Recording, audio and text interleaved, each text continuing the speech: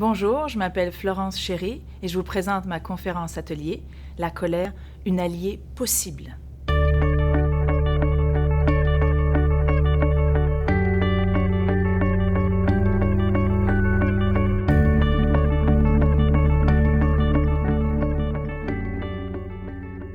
On parle beaucoup de la colère. On l'exprime peu et on ose encore moins la vivre tellement elle est mal vue dans notre société où le contrôle de soi-même est de mise. Pourtant, dès les premiers jours, l'enfant vit de la colère qui traduit une insatisfaction, un besoin non comblé. Le problème, c'est pas d'être en colère, c'est ce qu'on fait avec, les actions que l'on prend lorsqu'on la ressent.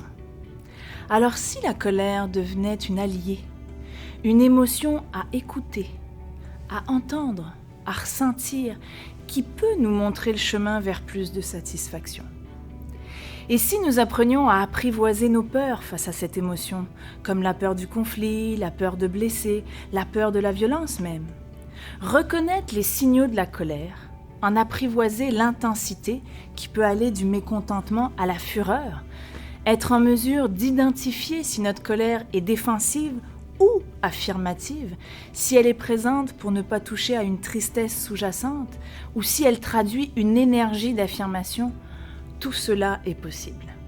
Voir la colère sous l'angle de l'émotion alliée plutôt que l'émotion à réfréner permet de retrouver du pouvoir sur sa vie pour s'occuper de ses besoins, de s'affirmer dans ses limites, son territoire notamment. Nous allons donc commencer par définir la colère, en voir les origines qui partent dès l'enfance et comprendre comment elle s'éduque.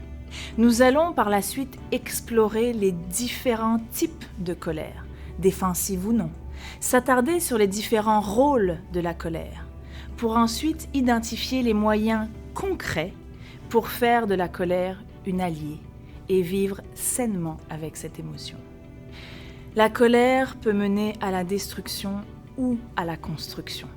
Cette conférence atelier vous aidera à apprendre, d'une part, à faire face à la colère des autres, et d'autre part, à vous servir de votre colère pour vous affirmer non dans le but de faire mal, de faire peur ou de prendre du pouvoir sur les autres, mais dans celui de vous servir de cette énergie créatrice pour construire des relations saines où règne non seulement le respect des autres, mais aussi le respect de vous-même.